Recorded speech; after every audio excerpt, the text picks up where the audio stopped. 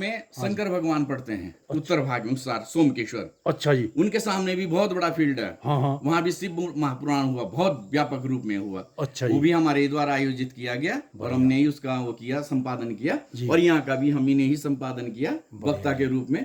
और जो यहाँ पर है, यहाँ पर भी शासन है। ये दोनों शैव उपासक है। अच्छा। दोनों पिता और पुत्र। ठीक। और मैं ये देख रहा हूँ सर, जो मैंने उत्तरकाशी से देखा जो तारतम्य है, हाँ जी। ये अधिकतर कलाब तक शिवलिंग देखने को मिलता है। अच्छा।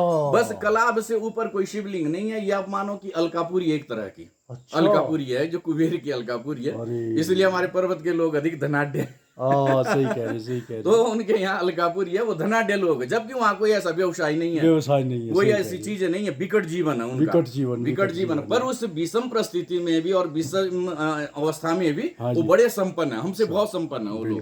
तो वहाँ वो कोई ना हो सके, वो रुद्रगण हो बेचारे, अच्छे से अच्छे लोग हो। तो शंकर भगवान ने उनको अपने सन्निकट रखा हुआ है। परंतु जो शिवलिंग की मैंने अवस्था देखी, वो ये वाला कमलेश्वर वाला, कमलेश्वर महादेव रामासिराय में है। हाँ जी, हाँ जी। और उधर भी है, बनाल में भी है, मड़केश्वर महाराज जो राजा रघुनाथ का है। अच्छा जी। और ये विशासन महाराज का है, ये बिंदेश्वर महादेव के नाम से ये जाने। ये वाला स्थान।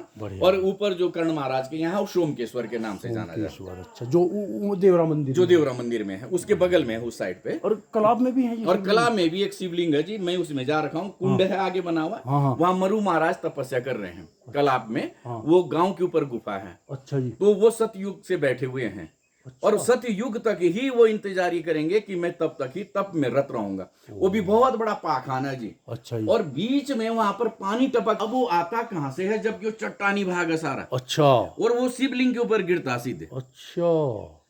हाँ, तो वहां पर भी मैंने, मेरे द्वारा संपादित हुआ था श्रीमद् भागवत, वहां पर भी। तो जब मैंने देखा तो वहां भी बड़ी विचित्र अवस्था है। तो वहां पे भी जो कुंड है बना हुआ, उसी के ऊपर शिवलिंग है सीधे, और पानी उसके नीचे गिरता है।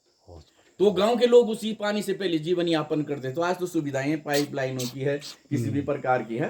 तो यहाँ पर जो है ये कर्ण महाराज, वो कलाब भी कर्ण महाराज का है। अच्छा जी। वहां पे भी उन्हीं का स्थान है। वो शैव उपासक सबसे ज्यादा है। तो जो वहां वाला है देवरा वाला, जो शिवलिंग है, वो इस प्रकार का शिवलिंग है, वो ताम्रमय है। अच्छा। और ऊपर से जलधार निरंतर उसके ऊपर। अच्छा। निरंतर। वो जो आपने उस दिन हमें बताया था, आगे जाके देखने के लिए। तो मैं तो कहूंगा कि सिकतुरवासी बड़े धन्य हैं, जहां पर नारायण और शिव की एक रूपता है। अच्छा।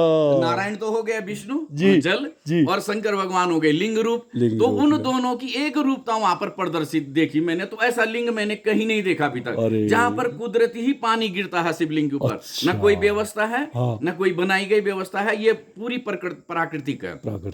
वो प्राकृतिक रूप से। तो एक जल की धारा तो जाती है शिवलिंग के ऊपर। अच्छा। और एक जल की धारा जाती है कर्ण महाराज के ऊपर। उधर भी आती है। कर्ण महाराज के लिए वो जल जाता है पूजा के समय के लिए। अच्छा। तो ये अपने में बहुत ही अच्छा नारायण की सेवा है, या नारायण उनके ऊपर प्रसन्न है कि ताकि शंकर भगवान और नारायण का वहां सायुज्य है एक साथ। और जो यहाँ पर है बिंगसारी में जी, ये बिंगसारी में जो स्थान शिवलिंग का बिंदेश्वर महादेव है, ये तेजोमय लिंग है। अच्छा। ये तेजोमय लिंग है। और ये उपासना, मतलब ये विकट उपासना है। ये तो हमने मंदिर का निर्माण तो हमने किया। हाँ जी। ये इसीलिए कि हमारी भौगोलिक स्थितियां खराब थी। पानी बहता है, क्या होता है, बर्फ गिरती है, तो इसलिए लोगों ने थोड़ी ये व्यवस्था। नहीं तो ये बिल्कुल मतलब निर्माण था, खुला था, खुले में खुला था। तो ये मतलब हर प्रकार की, ये शीत का भी उपासक था, गर्मी का भी उपासक था, शीतोष्ण का भी उपासक था, बर्फ का भी उपासक था, कि मेरे ऊपर प्रकृति की आच्छादन रहेगा, अन्य कोई मैं आच्छादन नहीं मानूंगा। तो ये बहुत कठोर लिंग है मतलब। तो जो कहा जाता है, जो बृहकेतु महाराज जी हुए महाभारत कालीन में, तो कर्ण महाराज के पास भी दिव्य अस्त्र था, ऐसी बात नहीं है, वो भी अमोघ शक्तियां थी उनके पास। परंतु जो उनका पुत्र बृहकेतु था, उसके पास 5 शक्तियां थी। ऐसा कोई महाभारत में नहीं हुआ जिसके पास की 5 शक्तियां अर्जित होगी। उसके पास अग्नियास्त्र भी था, जलास्त्र भी था, वरुणास्त्र भी था, और अनेक प्रकार के जितने अस्त्र थे वो थे। और उन लोगों के पास सिर्फ ब्रह्मास्त्र था।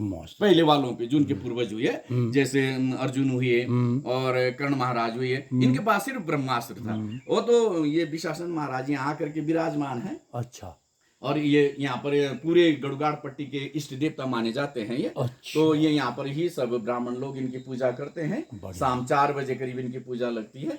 और जो यहाँ पर है, यहाँ पर महाराज जी रोशनगिरी जी रहते हैं इस वर्तमान समय पर, और हम लोग यहाँ के कुल पुरोहित है शंकर भगवान के।